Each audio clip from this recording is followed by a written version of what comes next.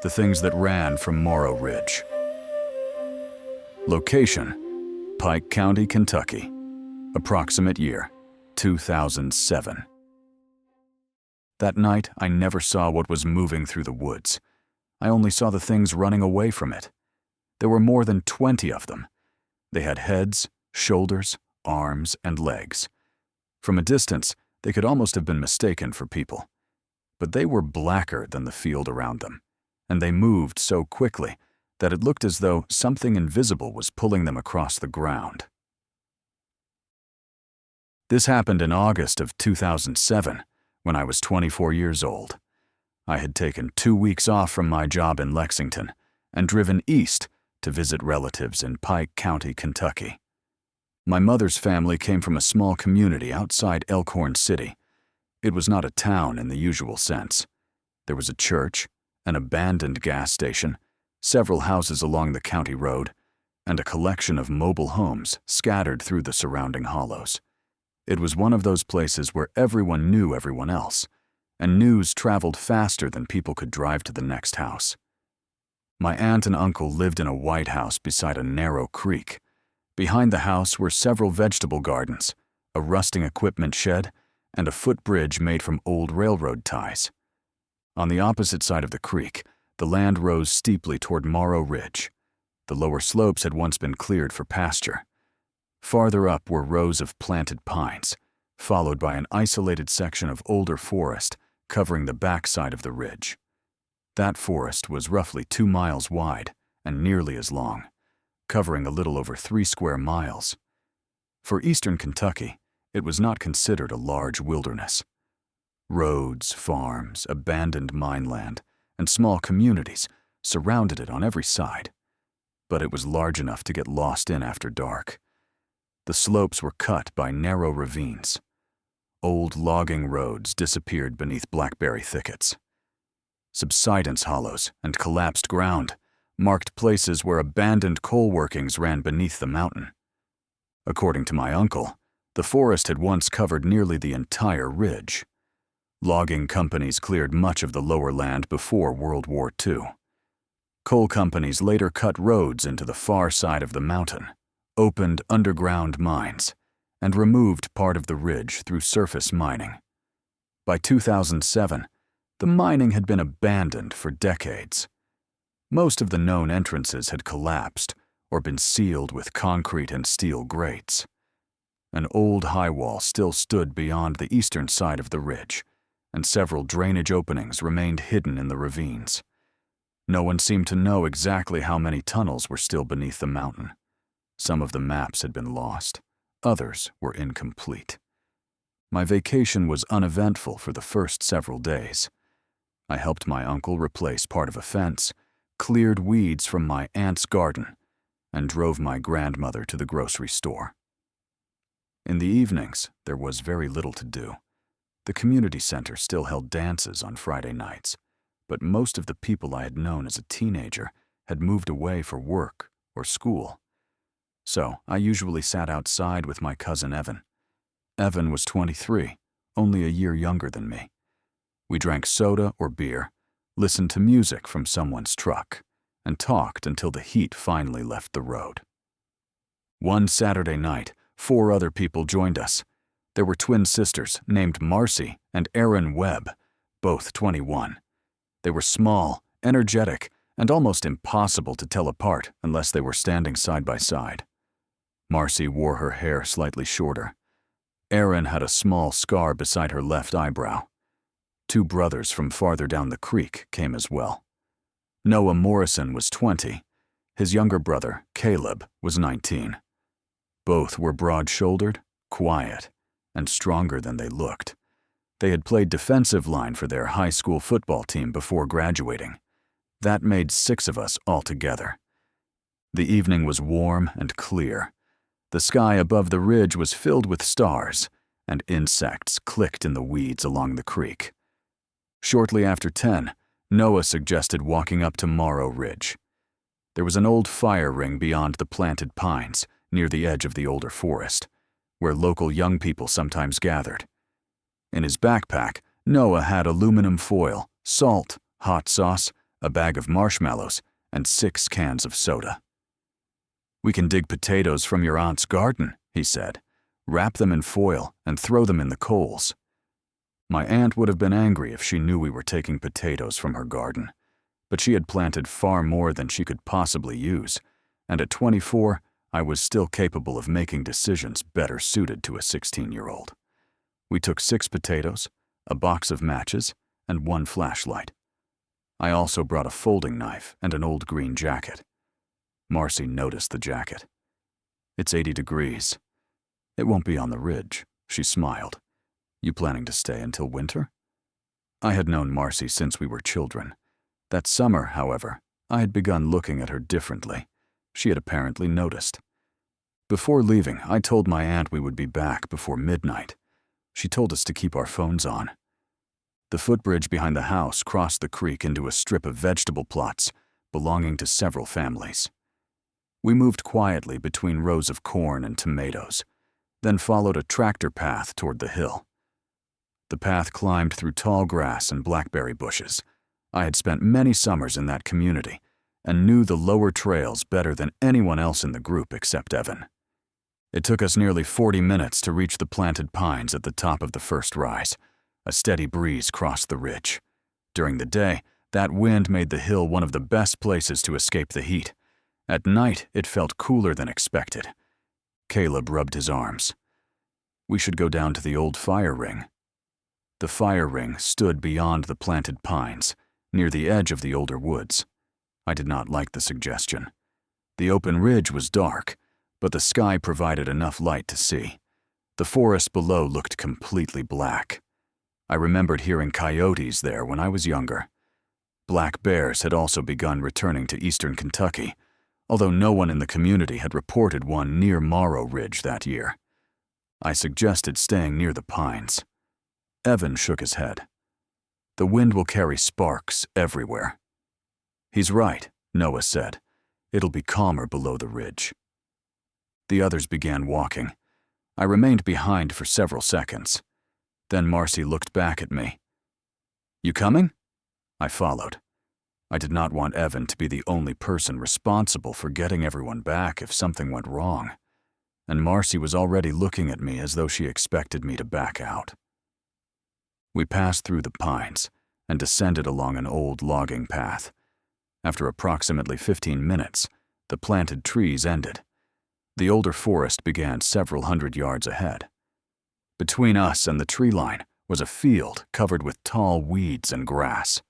The old fire ring stood just inside the woods. As soon as we reached the edge of the field, I felt that something was wrong. The air had become cold.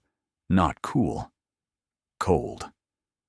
The temperature change was immediate enough that I stopped walking. Behind us, the wind still moved through the pine branches. In front of us, the weeds stood completely still. Marcy rubbed her bare arms and drew them tightly against her body. "Why is it so cold down here?" No one answered. The darkness also seemed different. The moon was visible above the ridge, but almost none of its light reached the field. I told myself the older trees were blocking it. That explanation would have made more sense if we had already entered the forest. We had not. We were still standing in the open. Noah switched on the flashlight. The beam reached the first line of trees and stopped against a wall of leaves and trunks. Nothing moved. No animal made a sound. The insects that had been loud near the creek were completely silent. All 6 of us remained near the path. No one wanted to be the first to enter the woods. Evan looked at me. "You still think we should stay near the pines?" "I think something's wrong down here." Caleb glanced back toward the ridge. "Maybe we should go." Erin immediately smiled. It was not a relaxed smile. She had noticed the way we were all looking at one another. "All right," she said. "New rule." "What rule?" Noah asked. "The first person who suggests leaving before the potatoes are done buys breakfast for everyone at Miller's tomorrow." Caleb stared at her. "All 6 of us?" "All 6. That could cost $50. "Then don't be the first one to get scared." Marcy looked at me and held out her hand. Deal? I understood what she was doing.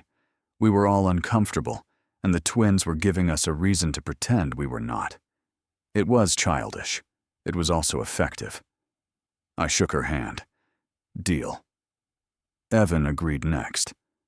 Then Noah. Caleb muttered something under his breath, but agreed as well. We carried the potatoes toward the old fire ring. The ring consisted of blackened stones, surrounding an area of bare soil. Several short sections of rotting log had been dragged nearby for seats. We gathered dry branches from the edge of the woods. No one went farther than a few yards between the trees. Everyone moved quietly. Every few seconds, someone would straighten and look into the forest. At one point, I turned and nearly walked into Caleb. He was crouching directly behind me, collecting sticks. I had not heard him approach. Don't do that, he looked up. Do what? Stand behind me without saying anything. I've been here the whole time. He stood and brushed dirt from his jeans. Then he looked toward the trees. This place is getting to you too, isn't it? I'm fine. No, you're not. Neither are you. Caleb said nothing for several seconds. Then he nodded. No, I'm not. We carried the branches back to the fire ring. The matches were slightly damp, but Evan eventually started a small flame using paper from Noah's backpack. We wrapped the potatoes in foil and placed them beneath the burning wood. The fire gave us something ordinary to focus on. At first, everyone remained silent. Then Caleb joked that the potatoes would not be ready until sunrise. Aaron pulled the marshmallows from Noah's backpack. At least these might be done before morning. She pushed one onto the end of a thin branch and held it over the flames. Evan began telling a story about a motorcycle he wanted to buy. The conversation slowly returned, but no one relaxed completely.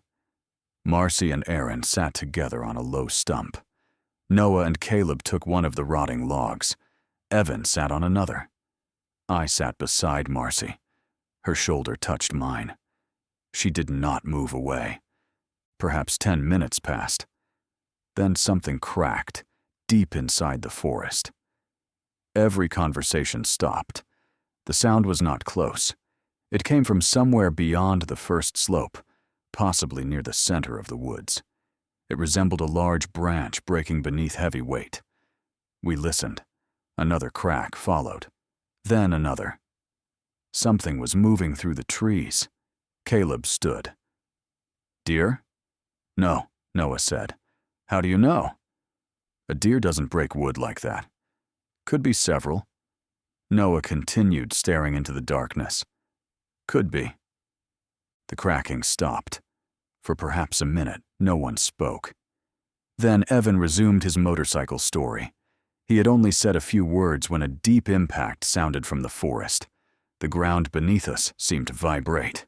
It was not an explosion. It sounded like something enormous striking the earth with a single foot.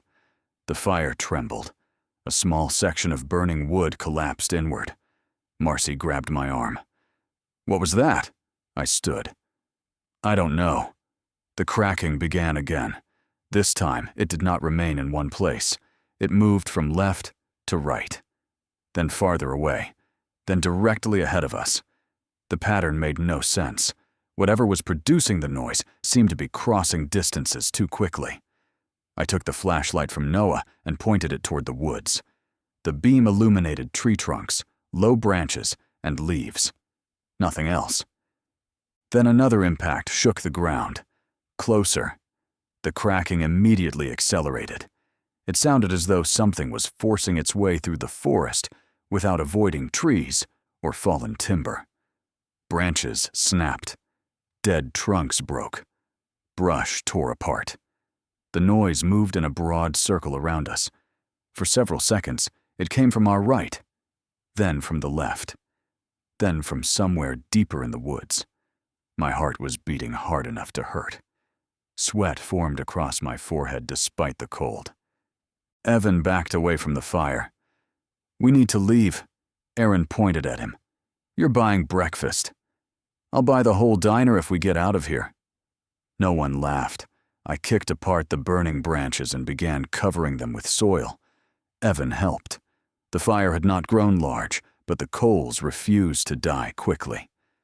Noah grabbed one of the sodas, opened it, and poured it over the embers. Steam rose into the air.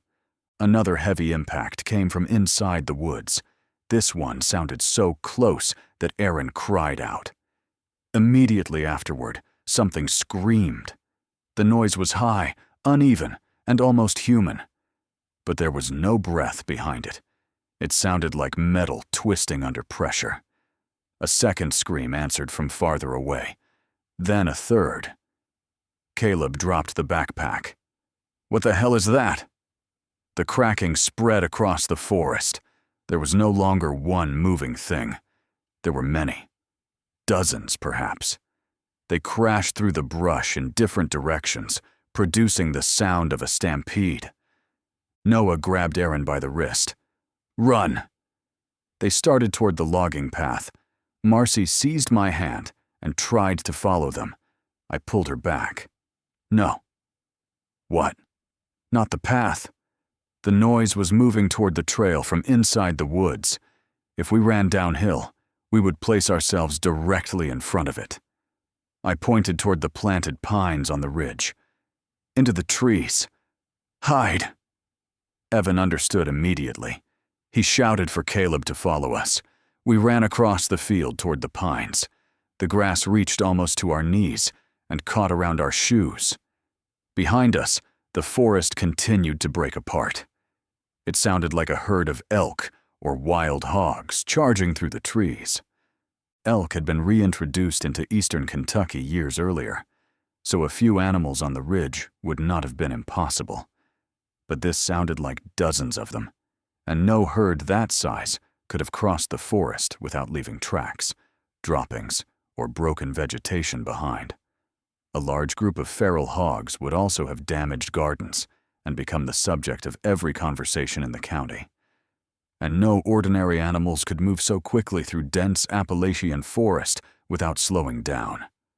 We reached the planted pines approximately 50 yards from the edge of the older woods. The lower branches formed a thick wall. I pushed through them, pulling Marcy behind me. Evan and Caleb entered several yards to our left. Noah and Aaron had already disappeared somewhere farther down the row. We crawled beneath the branches and lay flat on the ground. Pine needles pressed against my face. Marcy was beside me, breathing rapidly. I placed one arm around her shoulders and pulled her closer. "Stay still." "What about the others?" "They're nearby." "You don't know that." "No." I did not. The noise reached the edge of the forest. Something struck the ground hard enough for us to feel it beneath our chests. Then came the screams. Not one. Many. They overlapped in sharp, panicked bursts. Whatever was making those sounds was terrified. That was when the first figure emerged from the woods. It ran into the field approximately 100 yards from where we were hiding. At first, I mistook it for a man. It was around 6 feet tall, perhaps slightly taller. It had a head, narrow shoulders, arms, and long legs. Its proportions were human. Its body was not. The figure was completely black. Not dark because of the night. Black in a way that seemed to absorb the little light around it. A second figure emerged behind it. Then a third. Within seconds, more than 20 of them were crossing the field. They looked disturbingly human. Some ran with their arms pumping at their sides. Others held their hands close to their chests or repeatedly looked over their shoulders. One appeared to be supporting another by the arm. Several seemed to be wearing long, dark garments that moved around their legs. But their movements were wrong. Their knees rose too high. Their upper bodies barely moved. Some appeared to stumble without losing speed. Others crossed several yards in abrupt bursts, as though parts of their movement were missing. The tall grass bent beneath them. I heard the dry whisper of weeds being crushed. They were not shadows. They had weight. They touched the ground. One of the figures turned its head toward the ridge. Its face had the shape of a human face. There was a forehead, a nose, and the outline of a jaw. But no features reflected the moonlight. The entire face remained black. Marcy began whispering beside me. At first I could not understand her. Then I realized she was praying. I did not stop her. But I had never believed that the right words could alter what was happening around us. If we had any chance of surviving, it would come from keeping our heads clear. I forced myself to slow my breathing. I watched the direction of the figures. I studied the edge of the forest. I tried to decide where we would run if whatever was chasing them emerged into the field. The fear did not disappear. But it became something I could observe, rather than something that controlled every part of me. The figures continued racing across the field. They did not scatter. They followed almost the same route, moving away from the old woods toward a low gap between two hills. Beyond that gap lay an abandoned strip mine bench and part of the old high wall. Several sealed mine openings were located somewhere on the far side. The figures passed within 100 yards of us. There may have been 20. There may have been 30. I could not count them. Some were close to human height. Others were slightly shorter or ran with their backs bent. They had recognizable hands, recognizable heads, recognizable limbs. That made them worse. They did not look like animals trying to imitate people. They looked like people from whom something essential had been removed. The screaming continued until the last figure crossed the field. Then it stopped. The forest behind them became silent. Not gradually. Instantly. We remained beneath the pines. No one spoke. No one moved. I kept watching the edge of the older woods, expecting whatever had chased the figures to appear. Nothing emerged. Minutes passed. The cold vanished, and within seconds the warm August air felt heavy against my skin. The insects began calling again. Somewhere near the creek, a dog barked. The world returned to normal. That frightened me almost as much as what we had seen. We remained hidden for nearly 2 hours. Fear distorted my sense of time so completely that I would have sworn it had been less than half that. Eventually, Evan whispered my name from the next row. I answered. Caleb was with him. We crawled from beneath the pines. Noah and Aaron were missing. For several minutes, we searched the planted rows without raising our voices. None of us wanted to shout. Finally, we found them on the opposite side of the ridge. They had entered the pines farther downhill and emerged near an old fence line. Noah had been afraid to call out because he thought the figures might still be nearby. All 6 of us were alive. No one was seriously injured. Caleb had cut one hand on a branch. Erin had twisted her ankle slightly while running, but she could still walk. We started home together. The fire was still faintly smoking when we passed the old ring, but no one stopped to recover the backpack, the marshmallows, or the potatoes. We did not enter the older woods. We crossed the field as far from the tree line as possible. The entire way back, I expected to hear something behind us. Nothing followed. Our phones began receiving signals near the top of the ridge. The time on my screen was 2:17 in the morning. My phone showed 7 missed calls. Evans had 9. When we reached my aunt's house, it was almost 3 in the morning. The kitchen light was on. My uncle's pickup stood in front of the house with the driver's door open. He had loaded 2 flashlights, a first aid kit, a length of rope, and his hunting rifle into the cab. He was preparing to drive toward the base of the ridge. We had promised to return before midnight, but none of us had answered our phones. Earlier that night, sometime after midnight, my aunt and uncle had heard a prolonged series of cracks from the direction of Morrow Ridge, as though trees were falling one after another along the slope. Then there had been one deep impact. It was strong enough to rattle a loose pane in the kitchen window. My aunt had initially thought that something had exploded beyond the ridge. My uncle had considered calling the sheriff, but he decided to check the trailhead first. He was not relieved when he saw us. He was angry. Then he noticed our faces, the mud on our clothing, and the blood on Caleb's hand. The anger disappeared. He made us sit on the porch while my aunt checked Aaron's ankle and cleaned Caleb's cut. My grandmother was waiting inside at the kitchen table. Noah initially said that we had seen animals. My uncle looked at him. What kind of animals? Noah did not answer. We told them the story in pieces. The cold, the impacts, the breaking trees, the screams, the human-shaped figures crossing the field. At first, my aunt assumed we had panicked after seeing a group of deer or trespassers. My uncle did not dismiss the story as quickly. He had heard the sounds from the house. My grandmother said nothing until we finished. She had been born in that community in 1931. Her father had cut timber around Morrow Ridge before the largest mining operations arrived. She asked exactly where we had built the fire. I described the field and the old stone ring. She looked toward the dark window above the sink. You went past the planted trees? Yes. At night? Yes. She shook her head. Then she said something I remember clearly. That part of the ridge doesn't like company after dark. My aunt sighed. Mom, I didn't say it was haunted. What are you saying? My grandmother ignored her and looked at me. Did the black things run toward you or away from you? Away. And nothing came out behind them? No. She nodded once. That's good. I asked what she meant. My grandmother remained silent for so long that I thought she would refuse to answer. Finally, she said that older people in the community had told stories about Morrow Ridge. They did not agree about what lived there.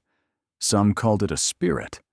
Others said it was simply the mountain behaving the way mountains sometimes did. Her father had called it the keeper of the timber. He believed it remained quiet unless people damaged the woods, became lost, or brought something harmful inside.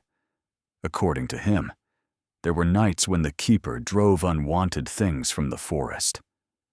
My aunt interrupted. That's enough. But I asked what kind of things. My grandmother looked toward the door behind us. Things that hide where people don't look. Then she glanced in the direction of the ridge. The mining companies thought they made every passage under that mountain. My father said some of those openings were already there when the first men went underground. My uncle frowned. There aren't natural caves under Morrow. Not ones anyone put on a map, she replied. That was the only explanation she gave. None of us slept well that night. Marcy and Aaron stayed at my aunt's house rather than walking home. Noah and Caleb called their father, who arrived with a shotgun in the rack of his truck. He believed we might have encountered people using the woods for an illegal marijuana grow or a hidden methamphetamine lab. That explanation became less convincing when my uncle told him about the sounds they had heard from the house. The next morning, several of us returned to Morrow Ridge in daylight. My uncle and Caleb's father came with us. The field looked ordinary. The fire was completely out. The foil-wrapped potatoes remained beneath the ashes. No animal tracks surrounded the site. But a wide path crossed the tall grass approximately where the dark figures had run. The weeds had been pressed flat in a band, almost 12 feet across. The path began at the edge of the older woods. It crossed the field and continued toward the low gap between the hills. We followed it for nearly half a mile. Beyond the gap, it reached an abandoned mine road. The road ran along the base of the old high wall, where surface mining had cut a steep wall into the mountain decades earlier. The flattened trail ended on hard gravel. There were no footprints, no hoof marks, no clear indication of where the figures had gone. Approximately 200 yards farther along the mine road stood a steel grate covering an old drainage opening. The grate was rusted, but intact. Another entrance had collapsed years earlier beneath a slide of rock and soil. Caleb's father studied the high wall. He suggested that the figures might have been heading for the abandoned workings beneath it. Old mine tunnels ran beneath much of the ridge, some connected to drainage passages, ventilation shafts, and collapsed openings that did not appear on modern maps. It was possible, he said, that someone, or several people, had been using the tunnels as a hiding place and were trying to reach another entrance. But that explanation created more questions than it answered. It did not explain who the figures were. It did not explain why there were so many of them. And it did not explain what had driven them out of the forest and sent them toward the mine road at the same time. We returned to the fire ring. Several branches had been broken along the edge of the woods. One young tree, perhaps 6 inches thick, had snapped approximately 4 feet above the ground. Farther inside, we found 3 deep depressions in the soil. Each was almost circular. They did not resemble footprints. They looked as though something heavy had struck the ground repeatedly. My uncle wanted to continue farther into the trees. Caleb's father refused. He said that if the ground had collapsed above an old mine, the soil might not support our weight.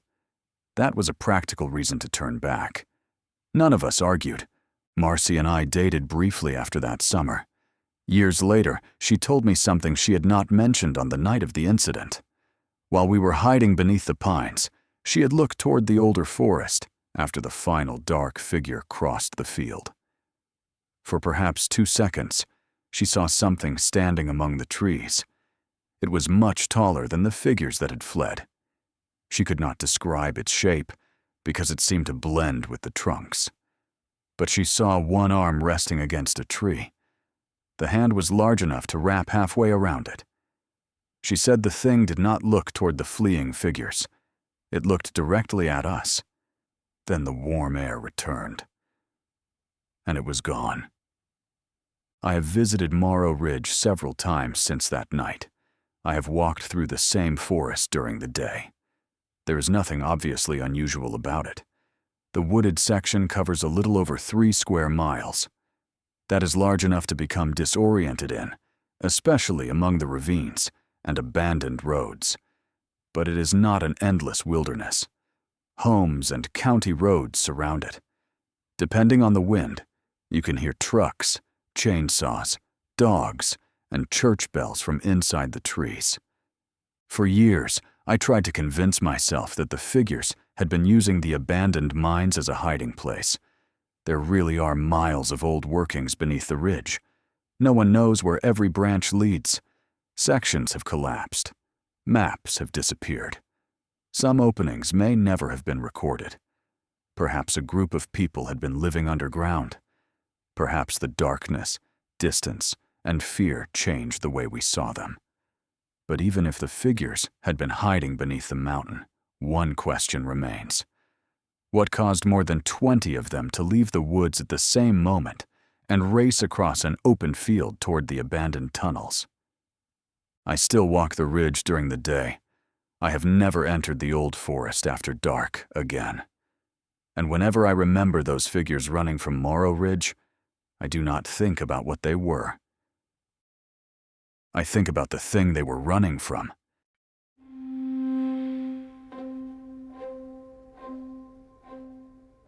That was the first story from the 5th collection. Stay tuned to Mystic Wilds. To be continued.